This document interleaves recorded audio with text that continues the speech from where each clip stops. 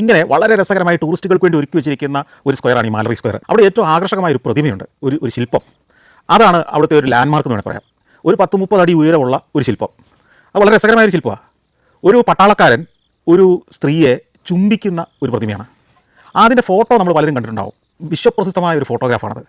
2ാം ലോക മഹായുദ്ധം അവസാനിച്ചു എന്നറിഞ്ഞപ്പോൾ ന്യൂയോർക്കിലെ ടൈം സ്ക്വയറിൽ ഒത്തിരി ആളുകൾ 1945 ആയിരക്കണക്കിന് ആളുകൾ ഒത്തുചേർന്ന് ആഘോഷമായി. കാരണം കഴിഞ്ഞ 6 വർഷമായിട്ട് ലോകം കൊടി യുദ്ധത്തിന് നടുവിലാണ്. ആ യുദ്ധത്തിന്റെ തീവ്രത കാരണം പല പ്രശ്നങ്ങളും ജനം അഭിമുഖീകരിച്ചുകൊണ്ടിരിക്കുകയാണ്. നിരവധിയായ അമേരിക്കക്കാർ പട്ടാളത്തിൽ ജോലി ചെയ്യുന്നു. അതിലെ 10,000-കണക്കിന് ലക്ഷക്കണക്കിന് പട്ടാളക്കാർ മരിച്ച് പോയിരിക്കുന്നു. അവരെക്കുറിച്ച് ഒരു അറിവില്ല. അപ്പോൾ ആ യുദ്ധം അവസാനിച്ചു എന്നുള്ള അറിയിപ്പ് വന്നതോടുകൂടി, റേഡിയോ പ്രക്ഷേപണം കഴിഞ്ഞതോടുകൂടി ജനമെല്ലാം തെരുവിലേക്ക് ഇറങ്ങി ആഘോഷത്തിലാണ്. അപ്പോൾ അവിടെ ഒരു ഹോസ്പിറ്റലിൽ നിന്ന് ഒരു നേഴ്സും ജോലി കഴിഞ്ഞ് മടങ്ങുന്ന നേഴ്സും അവിടെ ഈ ആഘോഷത്തിൽ പങ്കുചേരുന്നു. അപ്പോൾ ആഘോഷത്തിൽ വന്ന ഒരു പട്ടാളക്കാരൻ ഈ നേഴ്സിനെ കെട്ടിപ്പിടിച്ചു. ഒരു പരിചയമില്ലാത്ത നേഴ്സാണ്, കെട്ടിപ്പിടിച്ച് ചുംബിക്കുന്നു. അതിൻ്റെ ഒരു ഫോട്ടോ ആരോ എടുക്കുകയും അത് പിറ്റേ ദിവസം പത്രങ്ങളിൽ അച്ചടിച്ച് വരികയും പിന്നീട് ലോകം മുഴുവൻ അത് പ്രചരിക്കുകയും 2ാം ലോകമായിട്ട് അവസാനിച്ചതിൻ്റെ ആഹ്ലാദം എന്ന നിലയിൽ ഒരു ചിഹ്നമായിട്ട് ഇത് പ്രചരിക്കുകയും ചെയ്തു.